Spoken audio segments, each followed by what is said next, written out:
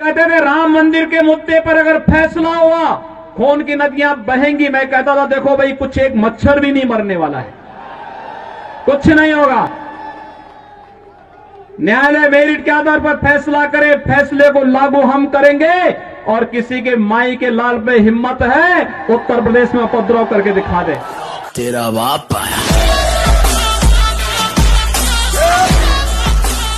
राम राम बोलते हैं, सोते हैं राम राम बोलते हैं, आपस में मिलते हैं राम राम बोलते हैं, किसी अभियान में जाते हैं जय श्री राम बोलते हैं। लेकिन बंगाल की सरकार है ये राम नाम पर प्रतिबंध लगा रही है, जय श्री राम पर प्रतिबंध लगाने का प्रयास कर रही है। वैसे ममता दीदी को प्रतिबंध लगाने में बड़ी महारत हासिल है। इन्होंने पिछले साल यहां पर सदियों से चली आ रही दुर्गा पूजा की परंपरा को भी प्रतिबंधित करने का प्रयास किया था। भाइयों बहनों, मुझे याद है एक साथ पूरे देश के अंदर दुर्गा पूजा और मुहर्रम एक साथ हो गए थे। उत्तर प्रदेश में भी था, बंगाल में भी था। उत्तर प्रदेश में हमारे अधिकारी आए, उन्होंने कहा कैसे आयोजन हो पाएंगे, क्या पूजा के समय करते। मैंने कहा पूजा का समय आगे पीछे नहीं होगा, जब पूजा होनी है मां की तभी पूजा होगी। और समय बदलना है तो मुहर्रम के जुलूस के समय को बदल दो, ताजिया के जुलूस का समय बदलेगा। राम भक्त होने के नाते आज आप बड़े उत्साहित होंगे इस बात से भी कि प्रियंका गांधी राममयी हो गई है, राहुल गांधी राम भक्त बन गए हैं, अखिलेश यादव की तरफ से ट्वीट आ गया, अरविंद केजरीवाल ने ट्वीट कर दिया। अच्छी बात है, हम तो ये इस बात को बराबर कह रहे हैं कि राम सबके। तो ये राम भक्ति जागी है या आपको लगता है कुछ और है? जाए तो अच्छी बात है, अन्यथा रामलीला के किरदार में हनुमान भी है और कालनेमी भी है, हनुमान भी है और कालनेमी भी है, सबकी अपनी भूमिका, अपनी अपनी भूमिकाएं हैं।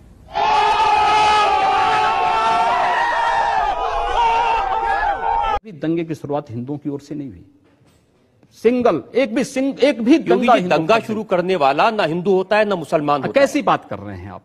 मैं सच्ची बात कर रहा हूं। आज लोग कह देंगे आईएसआईएस के साथ लड़ने वाले लोग न हिंदू है न मुसलमान है, फिर उनके लिए फतिया क्यों पढ़ा जा रहा है? आप कहते हैं कि आतंकवाद की कोई जाति नहीं होती, और राम जन्मभूमि पर हमला करने वाले आतंकवादी जब वहां सुरक्षा बलों के हाथों मारे जाते हैं तो उनके लिए फतिया पढ़ा जाता है। क्यों नहीं उनको अमेरिका की जैसे ओसामा बिन लादेन को अमेरिका ने समुद्र में डाल दिया, पता ही नहीं लगा कहां चला गया, वैसे क्यों नहीं उनके साथ व्यवहार करते हैं? फिर जब उसकी कोई जाति नहीं, उसका कोई मजहब, कोई धर्म नहीं, उसके साथ इसी प्रकार का व्यवहार करिए आप।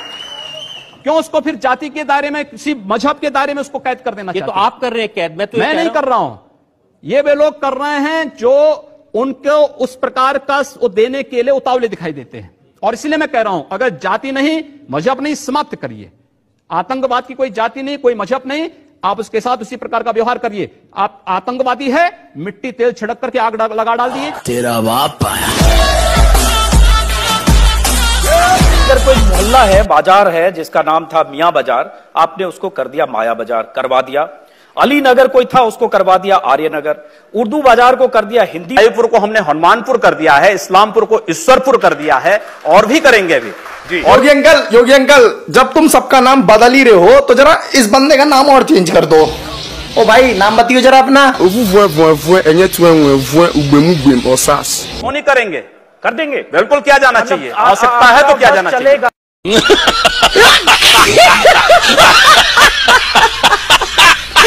अवैधनाथ जी लगातार जुड़े रहे एक आंदोलन से, अयोध्या वाले आंदोलन से। उनके पिता तुल्य थे दिग्विजय जी। उन्होंने ये भी कहा कि मुसलमानों को 5-10 साल के लिए वोटिंग होनी नहीं देनी चाहिए। स्टेटमेंट में खबर छपी हुई है 1950 में। एक ऐसी लाइन है जो हटकर है और जो कड़ी लाइन है। आप भी उसी तरह की बात करते हैं, तो इसी आपत्ति है? नहीं, इसीलिए आप जब मेरी परंपरा को जान रहे हैं तो फिर आपको मुझ पर आपत्ति नहीं होनी चाहिए। आपको तो मुझे अप्रिशिएट करना चाहिए कि चलिए मैं उस लाइन का अनुसरण कर रहा हूं। जो देश को तोड़ना चाहते हैं उन लोगों को हम तोड़ रहे हैं, इस पे तो आपको खुश होना चाहिए।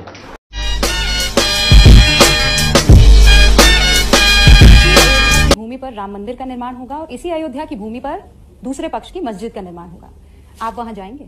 देखिए, अगर आप मुझसे एक मुख्यमंत्री के रूप में पूछेंगे तो मुझे किसी मत मजहब संप्रदाय से कोई परहेज नहीं। एक योगी के रूप में पूछेंगे तो कतई नहीं जाऊंगा।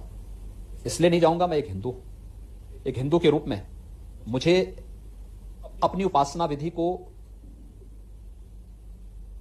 व्यक्त करने और उपासना विधि के अनुसार आचरण करने का पूरा अधिकार है, लेकिन दूसरे के कार्य में मुझे जाने का कोई अधिकार नहीं है या उसमें हस्तक्षेप करने का भी कोई अधिकार नहीं है। याद रखना कि जो हम जाकर के रोजा अवतार में अन्य जगह जाके टोपी पहन करके और इस प्रकार का जो बर्ताव करते हैं ना, ये सेकुलरिज्म नहीं है। जनता भी जानती है ढोंग कर रहे हैं, जनता भी उनकी वास्तविकता को पहचानती है। तो एक योगी के नाते आप नहीं जाएंगे, एक मुख्यमंत्री के नाते? एक बात मुझे लगता तो आए थे। मुझे लगता है कि मैं वहां न वादी हूं न प्रतिवादी हूं, न वादी हूं न प्रतिवादी हूं, इसलिए न कोई मुझे बुलाएगा और न मुझे वहां जाना है। जब मुझे कोई बुलाएगा नहीं तो मुझे जाने का कोई मतलब ही नहीं होता। फिर योगी जी, अगर बुलाया गया तो आप सोच विचार करेंगे इस पर? देखिए, कोई निमंत्रण इस प्रकार का नहीं मिलने वाला है, ये मैं भी जानता हूं। जिस दिन में मुझे बुला लेंगे तो बहुत सारे लोगों की सेकुलरिज्म खतरे में पड़ जाएगी। इस बात का आपको पूरा विश्वास है? इसलिए मैं जानता हूं उनके सेकुलरिज्म को खतरे में न पड़ने दो, इसलिए चुपचाप अपना कार्य करूं और शासन की योजनाओं का लाभ बिना भेदभाव के सब लोगों तक पहुंचे। कल को 100वें दिन वैसी भी यही बात बोले हैं, वो भी सही है। वो भी हर बार जीते हैं, आप भी हर बार जीते हैं। वह भी उस तरीके से बात करते हैं, आप भी उस तरीके से बात करते हो। अब बीजेपी के भीतर वो वैसी हैं या वो अपनी जगह पे योगी हैं? क्या है स्थिति? देखिए, ओवैसी योगी नहीं हो सकता, नंबर एक बात। दूसरा, यह देश संविधान से चलेगा, शरीयत से नहीं। मुझे लगता है इस देश के हर नागरिक को इस बात को तय करना होगा। ओवैसी जैसे लोग देश की व्यवस्था को कुछ संकीर्ण दायरे में कैद करके रख देना चाहते हैं। वो हर जीते हैं, वो देखिए दोनों चीजें से जीतते आए हैं, मुझसे जीतते नहीं आए। नागरिकों के आप उल्लंघन कर रहे हैं। जैसे गोरखपुर, जितना निष्पक्ष चुनाव गोरखपुर में होता है उतना निष्पक्ष चुनाव हैदराबाद में होगा तो ओबीसी की जमानत जब्त हो जाए। तेरा बाप आया। हम कहना चाहते हैं जिन्हें पाकिस्तान प्यारा है वे पाकिस्तान में जाएं।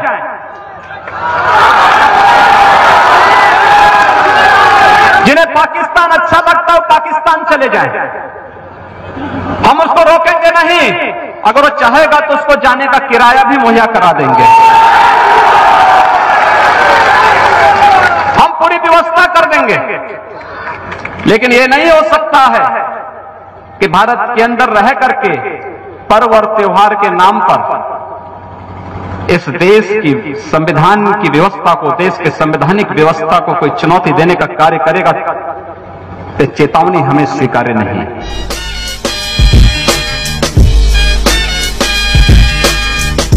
अच्छा हुआ, आपको मैं धन्यवाद दूंगा कि कल आपने यहां पर आपके एटीएस ने कुंभ में खलल डालने के लिए कुछ आतंकी कुछ षड्यंत्र कर रहे थे, लेकिन आपने उनको यहीं पे पकड़ लिया। वैसे वे उत्तर प्रदेश में घुसते तो मैं उनको उत्तर प्रदेश की सीमा पे निपटा देता।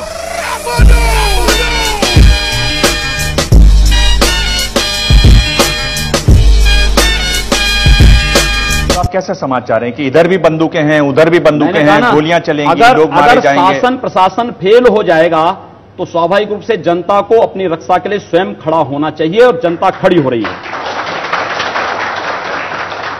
ये बात आपके संविधान में किस धारा में लिखी हुई, कहां लिखी? ये संविधान में कहां लिखी गई है कि आप बहुसंख्यक समाज को प्रताड़ित करो, उनका कत्लेआम करो और प्रशासन नपुंसकों की तरह चुपचाप बैठा रहे? ये कहां लिखा गया है? योगी जी, अगर न्याय पाने का अधिकार किसी एक जाति और मजहब को है तो बहुसंख्यक समाज को भी है। तेरा बाप आया।